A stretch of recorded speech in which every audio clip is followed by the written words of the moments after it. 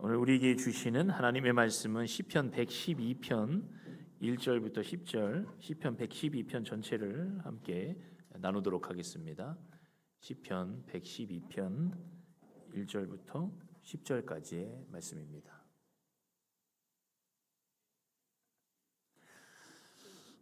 찬신 줄 알고 제가 봉독해 올리도록 하겠습니다. 할렐루야, 여호와를 경외하며 그의 계명을 크게 즐거워하는 자는 복이 있도다. 그의 후손이 땅에서 강성하며 정직한 자들의 후손에게 복이 있으리로다. 부와 재물이 그의 집에 있으며 그의 공의가 영구히 서 있으리로다. 정직한 자들에게는 흑암 중에 빛이 일어나나니 그는 자비롭고 긍휼이 많으며 의로운 이로다. 은혜를 베풀며 구워주는 자는 잘 되나니 그 일을 정의로 행하리로다. 그는 영원히 흔들리지 아니하며 의인은 영원히 기억되리로다. 그는 흉한 소문을 두려워하지 아니하여 여호와를 의뢰하고 그의 마음을 굳게 정하였도다. 그의 마음이 견고하여 두려워하지 아니할 것이라. 그의 대적들이 받는 보응을 마침내 보리로다. 그가 재물을 흩어 빈궁한 자들에게 주었으니 그의 의가 영구히 있고 그의 뿔이 영광 중에 들리리로다. 악인은 이를 보고 한탄하여 이를 갈면서 소멸되리니 악인들의 욕망은 사라지리로다. 아멘. 아멘. 오늘 말씀의 제목이 복 있는 자의 삶이라는 제목인데요.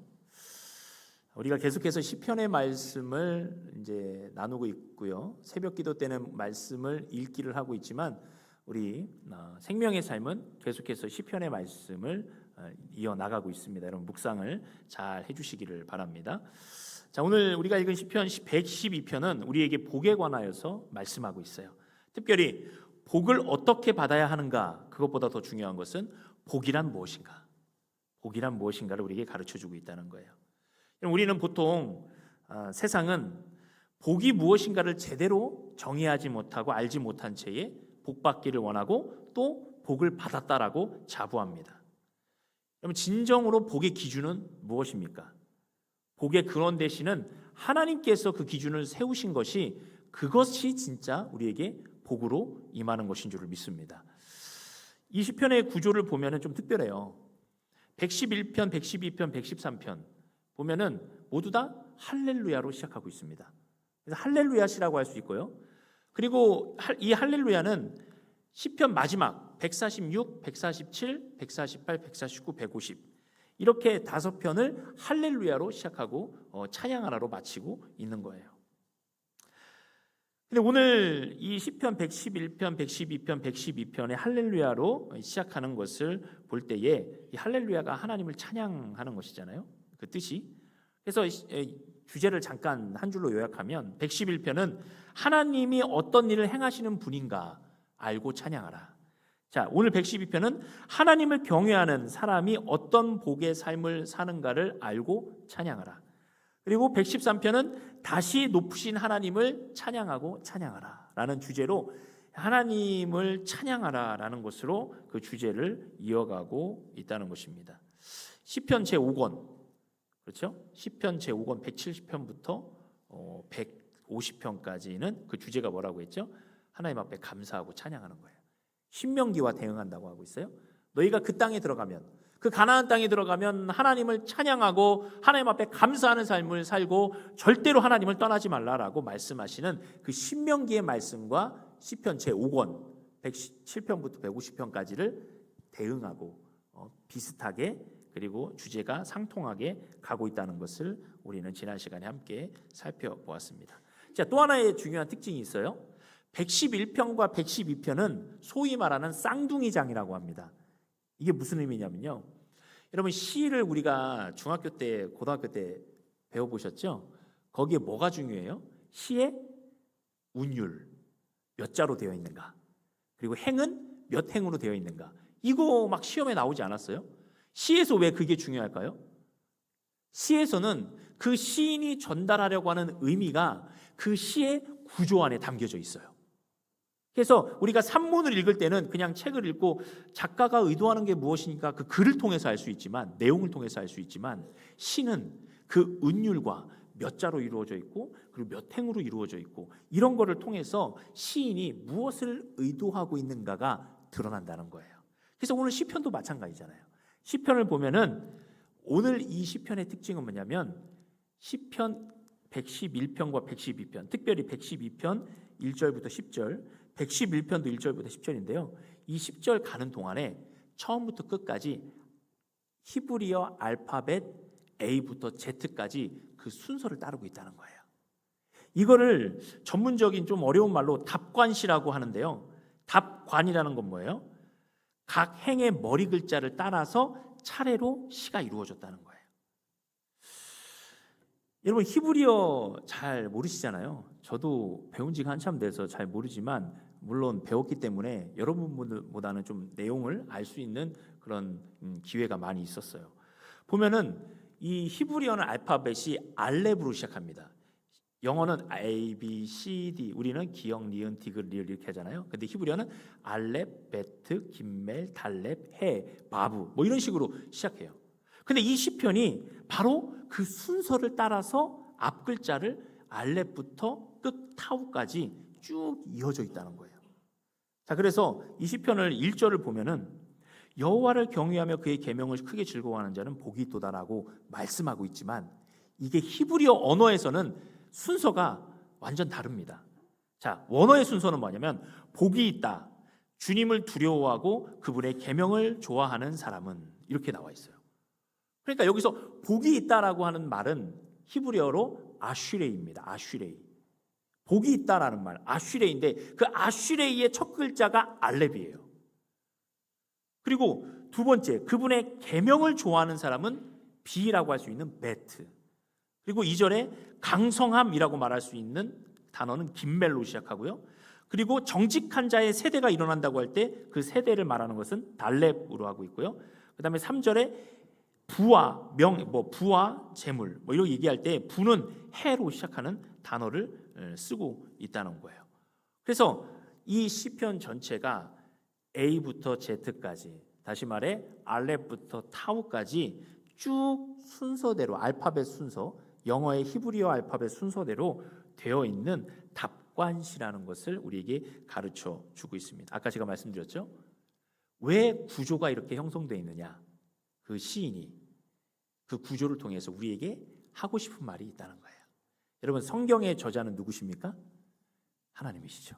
그렇죠? 하나님께서 성경을 지으셨죠. 누구를 통해서? 사람들을 통해서. 그리고 사람의 문체와 성격과 그의 직업을 사용하셨다는 것을 우리가 퀴즈에서 배웠죠. 뭐라고 하죠? 유기적 영감설. 하나님께서는 사람을 무시하지 않으시고 그 사람의 직업과 형편과 상황과 그 모든 성격을 사용하셔서 하나님께서 영감을 주심으로 성경을 쓰게 하셨다는 거예요. 자, 그렇다면 오늘 하나님께서 왜 시편에 이런 구조를 쓰게 하셨는가? 자, 여러분, 알파벳이, 히브리어의 알파벳이 알렙부터 타우까지 쭉 이어져 있다는 것은 우리에게 무엇을 말씀하시느냐? 인생의 모든 처음과 끝이 누구의 손에 달려 있다는 거예요? 하나님의 손 안에 달려 있다는 것을 말씀하는 거예요. 그래서 이렇게 처음부터 끝까지 알파벳을 이어가면서 너희들은 하나님의 모든 다스림, 처음과 끝이 하나님의 은혜 안에 있다는 것을 기억해라 라고 시편에서 말씀하고 있어요. 그래서 하나님을 찬양하라 라는 거예요. 여러분, 이 말씀 여러분 요한계시록에서 많이 보지 않았습니까? 요한계시록 22장 13절에 나는 알파와 오메가요, 처음과 마지막이요, 시작과 마침이라. 예수님께서 요한계시록에 말씀하셨어요. 나는 알파와 오메가요. 알파와 오메가라는 건 뭐예요? 알렙부터 타우는 히브리어지만 신약 성경의 언어는 뭐예요? 헬라어. 알파, 오메가. 알파, 베타, 제타, 에타, 테타. 저도 헬라어를 좀 배웠기 때문에 알파벳만 좀 압니다. 그래서 알파부터 오메가까지가 헬라어의 처음 단어와 마지막 단어인데 예수님께서는 나는 알파와 오메가요, 처음과 마지막이요, 시작과 마침이라 라고 말씀하시면서 그를 믿는 모든 자들에게 너희의 모든 처음과 마지막은 하나님의 손에 달려있다. 모든 인생의 역사도 하나님의 손에 달려있다는 것을 우리에게 말씀하고 있는 것입니다. 인생 전체를 주관하시는 하나님. 그리고 또한 이 구조는 어떻게 말씀하고 있어요? 알파벳이 앞에 있지만 뒤죽박죽 되어 있는 것이 아니라 처음부터 끝까지 순서대로 되어 있어요. 이것은 하나님께서 우리에게 하나님은 질서의 하나님이시라는 것을 우리에게 말씀해 주고 있는 거예요. 여러분, 우리가 질서를 잡을 때 무엇을 가장 먼저 질서를 잡느냐가 그 밑에 세워지는 것들이 달라지잖아요. 단추도 마찬가지잖아요. 처음에 질서를 첫 단추를 잘 껴야 마지막 단추까지 잘 껴이잖아요. 첫 단추를 잘못 끼면 처음부터 마지막까지 다 잘못 끼어지는 거잖아요. 마찬가지로 하나님께서 이런 구조를 통하여서 시편을 우리에게 알려주신 것은 하나님은 모든 처음과 끝을 주관하시는 분이시고 그 처음과 끝 안에 하나님의 질서를 놓으셨기 때문에 그 질서를 따라 살아가는 인생이 복된 인생이라는 것을 우리에게 말씀해주고 있는 것입니다. 사랑하는 성도 여러분, 이 시편의 구조를 볼 때 하나님이 다스리는 삶, 질서의 삶, 은혜의 삶을 저와 여러분들이 누리시기를 간절히 축원합니다. 그리고 그것이 복 있는 사람이라는 것을 말씀하고 있어요. 자, 우리 이 시편을 읽으면 시편 1편이 생각나요. 복 있는 사람은 악인의 꾀를 따르지 않고 죄인들의 길에 들어서지 않고 오만한 자의 자리에 앉지 않는다고 했어요. 이게 어떤 삶이에요? 하나님의 다스리심과 질서 안에 있는 자의 삶이 이렇다는 것을 말씀하고 있는 거예요. 여러분, 이렇듯 시편은 이렇게 우리에게 복에 관하여서 그리고 인생에 관하여서 진지하게 너무나 관심이 많으세요. 그럼 우리가 답을 어디서 찾아야 되는 거예요? 말씀 안에서, 성경 안에서 우리의 인생의 답을 찾아야 될 줄을 믿습니다. 근데 너무나도 안타깝게도 많은 사람들이 이 하나님의 복을 모른 채 나의 삶이 어떻게 될 것인가, 내가 복을 받을 존재인가를 알기를 원해요. 하나님을 모른 채. 그래서 수많은 방법으로 그것을 알기를 원하죠. 객관적인 데이터를 통해서, 사람들과 비교하면서. 어떤 사람들은 지금 결혼하기 전에인 어떤 청년들은 결혼 정보 회사에다가 자기의 모든 것을 올려요. 그러면 거기서 등급이 나와요. A등급, B등급, C등급 이렇게 나오잖아요. 그러니까 거기서 비교점을 찾고 내가 좀 위에 있는 사람이구나, 내가 좀 괜찮은 사람이구나, 이렇게 데이터를 통해서 비교를 해요. 또 어떤 사람은 데이터는 모르지, 사람의 운명이 어떻게 될지 알아 하면서 어디에 맡겨요? 점치는 것에 맡겨요. 그래서 점을 보면서 사주팔자를 보고 궁합을 보면서 서로가 맞는지 안 맞는지를 따져봐요. 대단히 분석적이고 대단히 미신적이에요. 그런데 이 어느 것 하나도 우리 인간을 제대로 정의하고 우리 인간이 어떻게 살아야 복받는 인생인가를 알려주는 곳은 한 군데도 없어요.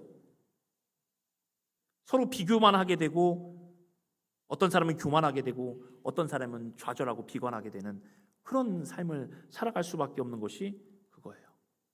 여러분, 저는 저와 여러분, 우리 성도들이 내가 어떤 존재인지, 내가 어떻게 살아야 되는 사람인지 자기 객관화에 있어서 그 객관화를 잘하는 우리 성도들이 되기를 간절히 바랍니다.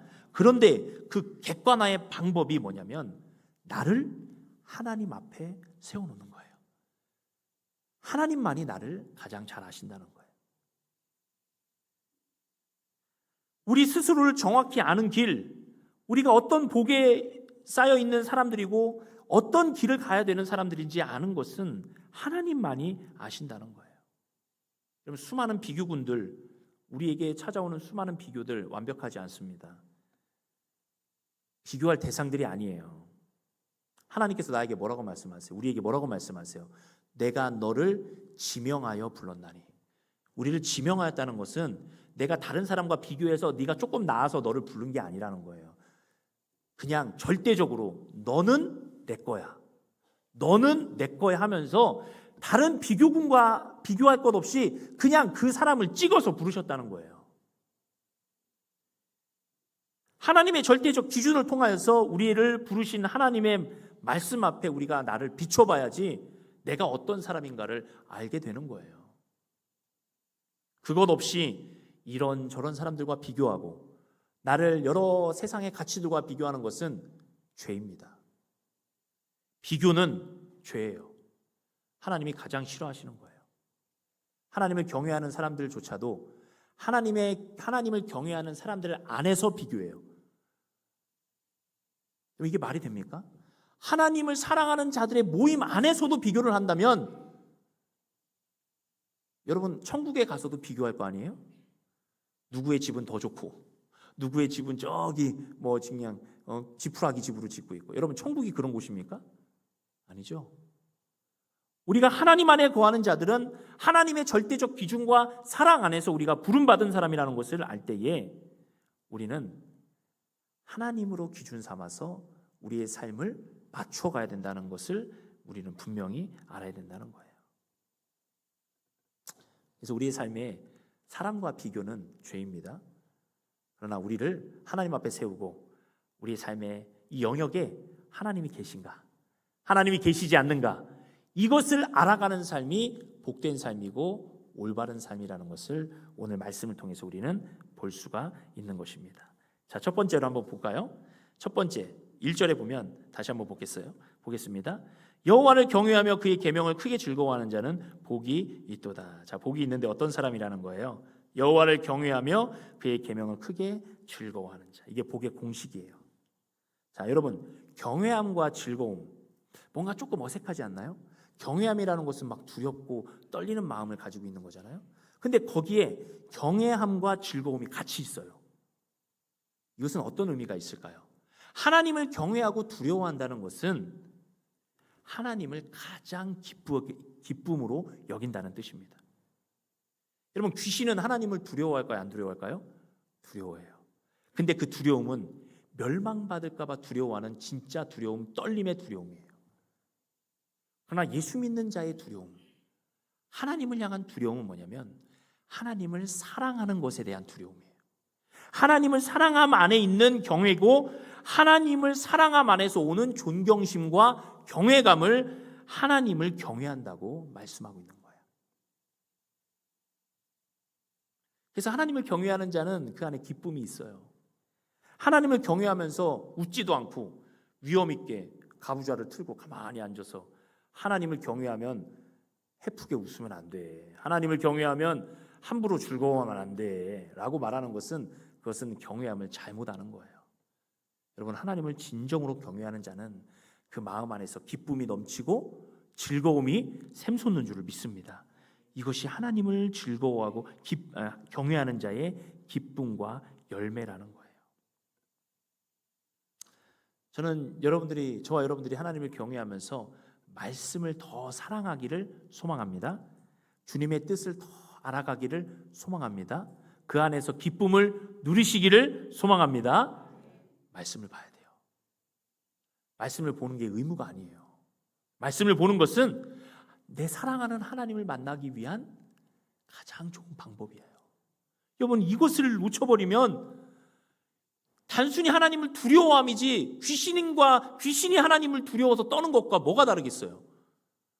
우리는 하나님을 사랑하기에 하나님을 경외함으로 하나님의 말씀으로 복받기를 원하고 하나님의 뜻을 아는 것을 가장 큰 기쁨으로 삼는 복된 주님의 자녀들인 줄 믿습니다. 아멘.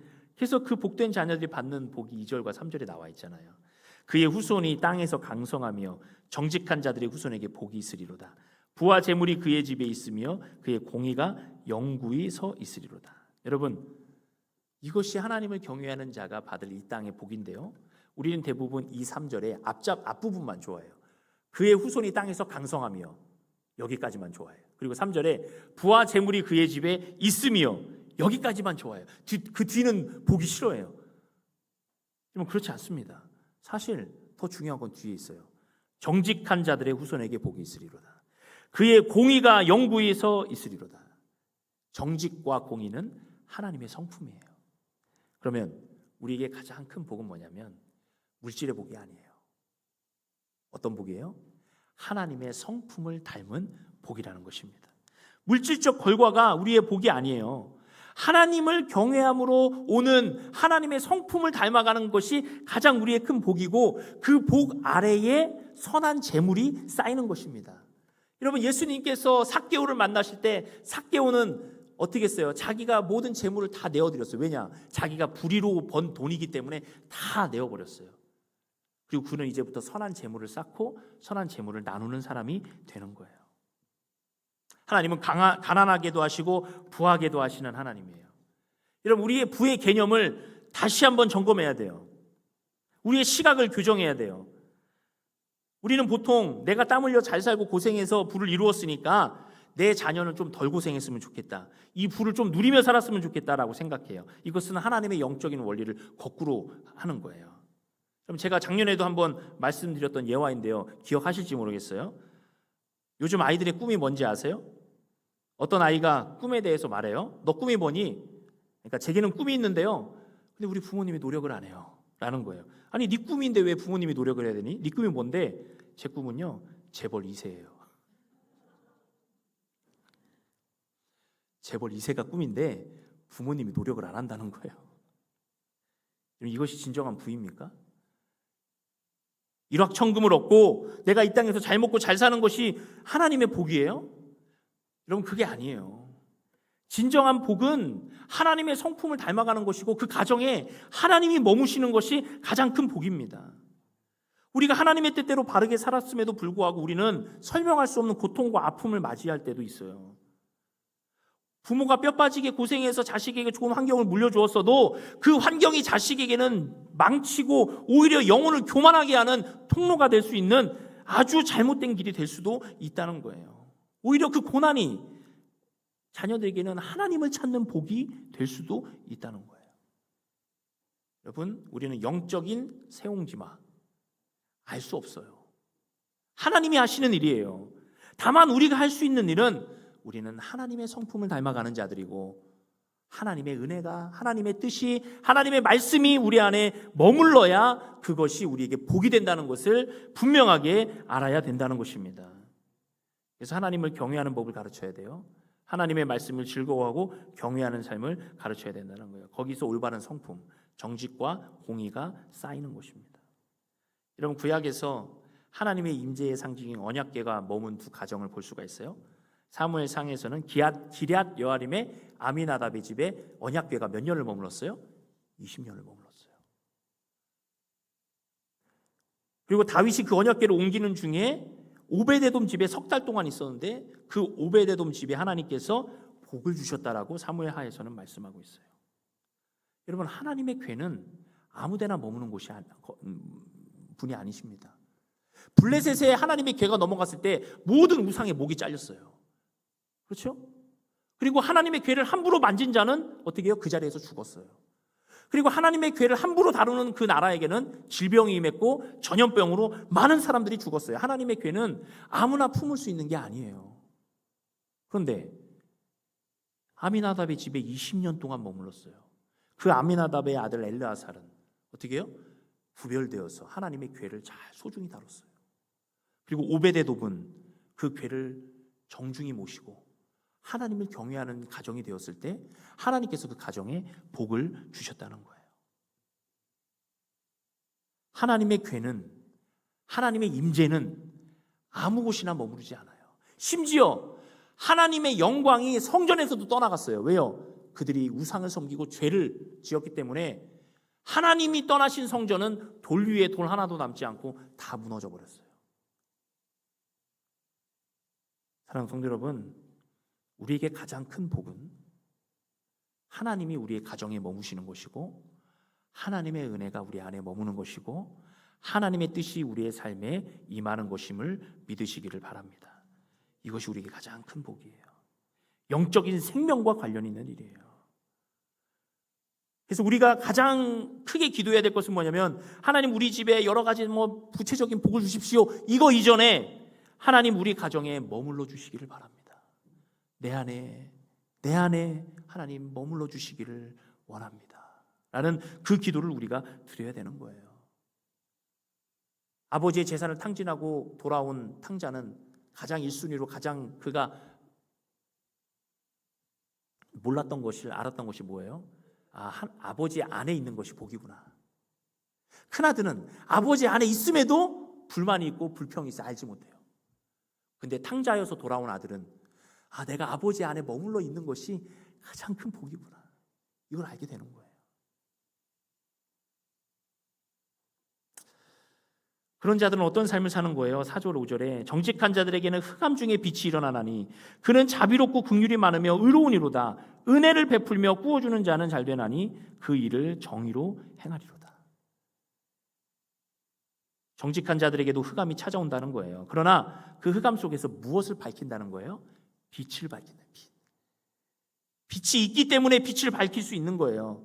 어둠 속에서 등대를 밝혀서 길을 안내하듯이 그 안에 빛이 있는 자에게는 어둠 속에서도 빛을 드러내는 인생을 산다는 거예요. 이것은 은혜를 베풀고 부어주는 삶을 얘기하는 거예요. 여러분, 진짜 복은 멈추어 있는 것이 아니라 어떤 복이에요? 흘러가는 복인 줄 믿습니다. 흘러가야 돼요. 여러분, 요즘 오프라 윈프리 많이 기억에서 잊혀졌죠? 오프라 윈프리에 대해서 여러 가지 이제 평가가 많이 나오지만 저는 그 초기에 오프라 윈프리의 자서전을 읽고 굉장히 큰 감명을 받았어요. 그가 이것이 사명이다라는 책에서 4가지 사명을 자기가 얘기해요. 남보다 더 가졌으면 그것은 축복이 아니라 사명이다. 남보다 더 아파하는 것이 있다면 그것은 고통이 아니라 사명이다. 남보다 더 설레는 것이 있다면 그것은 망상이 아니라 사명이다. 남보다 더 부담되는 것이 있다면 그것은 강요가 아니라 사명이다. 이렇게 해석하더라고요. 그럼 맞습니다. 내가 더 가진 것이 있고 내가 쌓아놓은 것이 있다면 그것은 하나님께서 흘려보내라고 하는 통로이고 은혜라는 것을 말씀해 주는 거예요. 그런 자는 어떤 삶을 사는 거예요? 6절 7절에 그는 영원히 흔들리지 아니하며 의인은 영원히 기억되리로다. 그는 흉한 소문을 두려워하지 아니하며 여호와를 의뢰하고 그의 마음을 굳게 정하였도다. 할렐루야. 흉한 소문에 흔들리지 않고 두려워한다는 거예요. 두려워하지 않는다는 거예요. 하나님을 두려워하면 세상을 두려워하지 않는 줄 믿습니다. 여러분, 저와 여러분은 하나님만 경외하고 두려워하는 자들인 줄 믿습니다.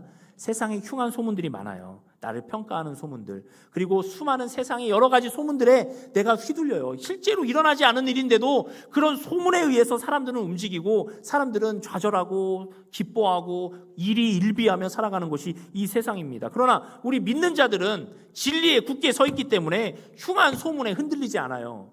아멘? 우리는 흉한 소문에 흔들리지 않아요. 여러분, 흉한 소문에 신경 쓰지 마세요. 그것은 실제로 일어나지 않을 가능성이 훨씬 더 많고 그것은 하나님의 평가가 아니라 죄된 사람들의 평가라는 거예요.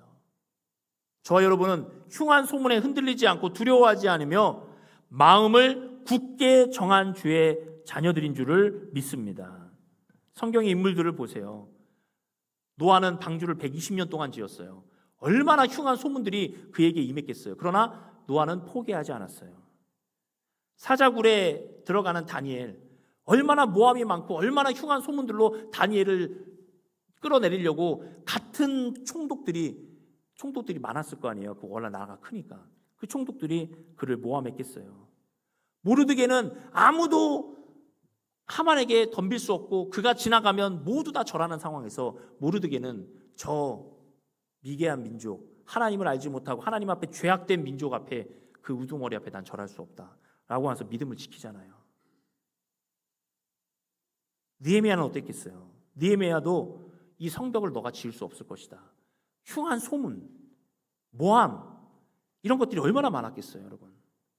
근데 성경의 인물들은 하나님의 뜻을 이룬 인물들은 그 흉한 소문에 흔들리지 않고 두려워하지 않았다는 거예요.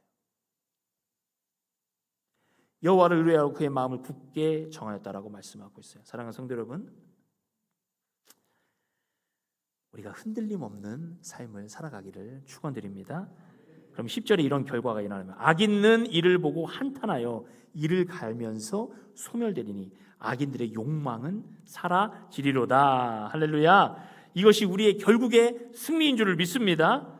여러분, 은혜의 구조가 드러나요. 첫 번째, 복 있는 사람은 어떤 사람이냐? 알레프로 시작했어요. 마지막 타우는 욕망은 사라진다. 타바아트로 끝나요. 그러니까 처음에 알렙 끝에 타운데 처음에 복 있는 사람에 대해서 얘기하고요. 마지막에 욕망은 사라진다. 누구의 욕망이 사라져요? 악인들의 욕망은 사라진다. 그래서 하나님께서 처음부터 끝까지 하나님의 자녀된 사람의 복에 대해서 우리에게 말씀하고 있는 것입니다. 여러분, 말씀을 정리할게요. 하나님의 임재, 하나님의 머무심을 구하는 진정한 복을 구하시기를 축원드립니다. 시편 112편에서 하나님께서 말씀하시는 복이 무엇인가를 우리가 알고 하나님을 경외하고 즐거워하면서 정직과 공의를 구하시기를 바랍니다. 여러분, 이번 한 주간 살아갈 때 흉한 소문이 많을 거예요. 흔들리지 마세요. 두려워하지 마세요. 우리는 이미 진리에 굳게 선 자들입니다. 영원히 무너지지 않을 하나님의 말씀을 가진 자들입니다. 저 여러분들이 하나님의 사랑을 이웃에게 흘려보내면서 두려워하지 않고 하나님을 온전히 경외하고 하나님 앞에 쓰임받는 믿음의 성도들이 되시기를 주님의 이름으로 축원합니다. 아멘. 기도하겠습니다.